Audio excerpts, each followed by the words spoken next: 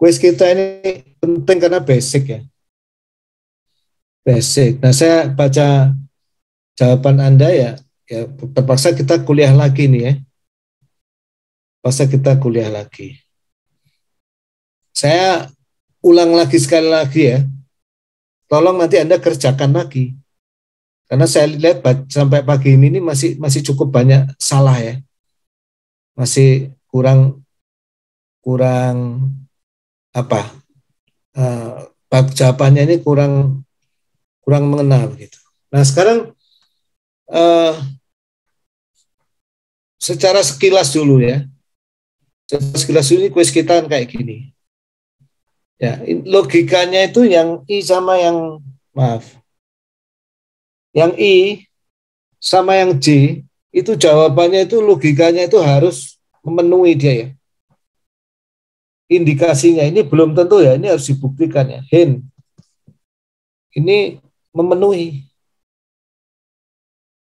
syarat Lipschitz global. Kenapa? Pertama dia continuous dan differentiable. Terus yang kedua yang lebih penting ini sistem nyata betul-betul ini. Dua-duanya ini sistem nyata yang sudah diterapkan di banyak hal ya, apalagi kayak model SIR dan lain-lain. Ini sistem nyata, sampel diterapkan di banyak hal. Jadi hasilnya ini mestinya memenuhi dan solusinya ada dan unik.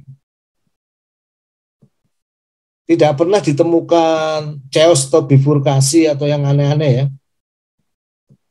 Jadi ini hintnya I dan J itu harusnya hasilnya nanti seperti itu. Kalau yang sign ini jelas lah ini discontinue ya. Sign itu kan switching ya.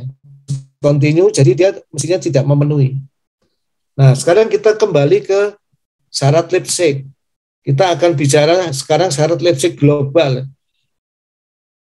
Saya maunya jelasin yang global aja, yang lokal ya bagus lah, tapi untuk Anda tambah pusing nanti ya. Kecuali kalau Anda saya misalnya mengajar Anda dalam konteks jurusan matematika, S2 matematik akan lain ya. Ini kita engineering, jadi saya itu sebenarnya nggak pengen menyusahkan kita semua dengan matematika yang rumit ya. Tapi ada minimum ya.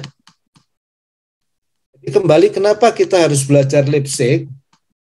Sebenarnya adalah karena kita harus bisa mengidentifikasi persamaan diferensial tertentu ini benar-benar persamaan diferensial yang sudah merepresentasikan alam nyata atau belum gitu. Kalau tiba-tiba dia nggak ada solusinya, padahal yang kita modelkan itu sistem nyata yang punya solusi kan aneh. Mungkin di modeling kita ada yang salah gitu. Ada yang kurang teliti atau ada yang miss.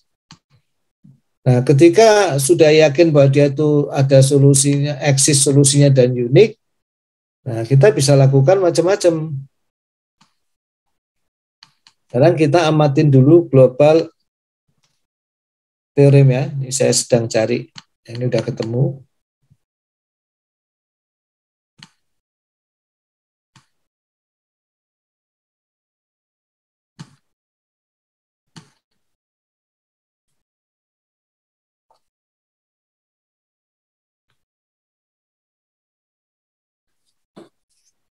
Nah,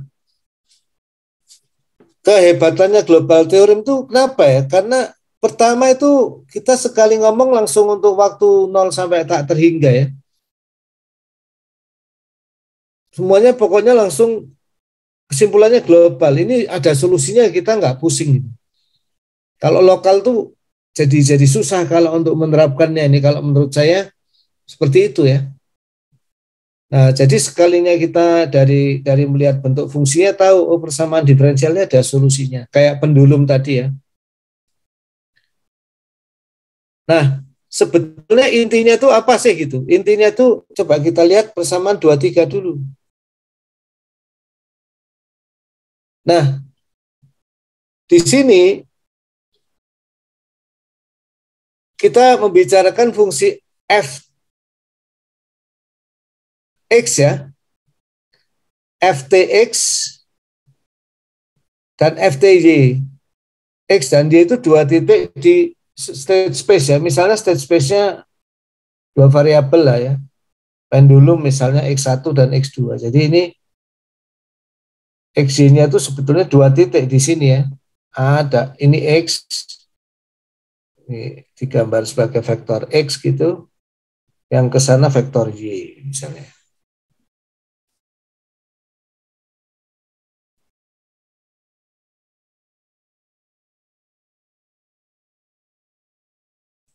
Nah, jadi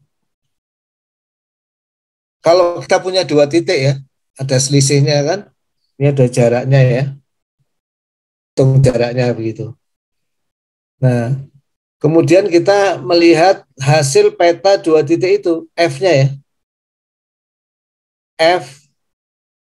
F ini kita tahu X dan Y itu kan kita tahu semuanya itu fungsi Rn ya. Nanti F hasil F-nya fungsi X dan fungsi Y pun itu kita tahu juga vektor N juga. Nah,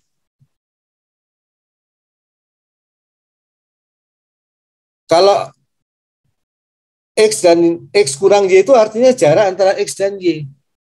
Kalau FTX dikurangi FTY itu apa? Ini artinya jarak atau norm antara hasil peta ya, hasil peta X dan hasil peta Y. Jadi kalau X dimasukkan ke fungsi F ya, Y dimasukkan ke fungsi F, setelah masing-masing dipetakan, mereka dilihat jaraknya. Nah itu adalah arti yang sebelah kiri. Yang sebelah kanan tuh X min Y itu adalah sebelum dipetakan. Nah, ternyata hasilnya itu harus kurang dari sebuah konstanta gitu, sebuah konstanta kali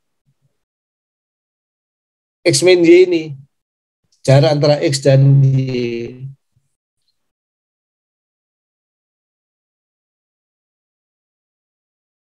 Ya, artinya apa? Kurang dari sebuah fungsi linear tertentu. Jadi kalau Anda membayangkan ini V ya, yang di sebelah kiri itu harus kurang dari KV. Ya, kalau dia misalnya fungsinya kuadrat masih jatuh itu, atau V pangkat 5/4 udah nggak bisa. Karena mau diapa-apain KT-nya nggak akan ketemu, KT yang memenuhi seluruh state space itu.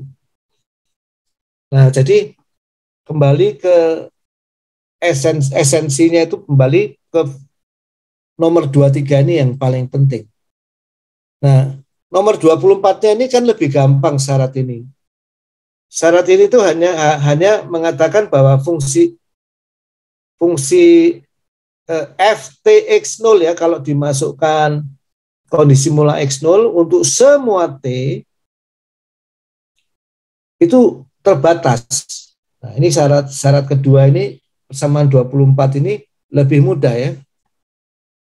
Coba saya akalin, saya buatin power. Lebih enak jelasinnya. Saya melihat kelihatannya Anda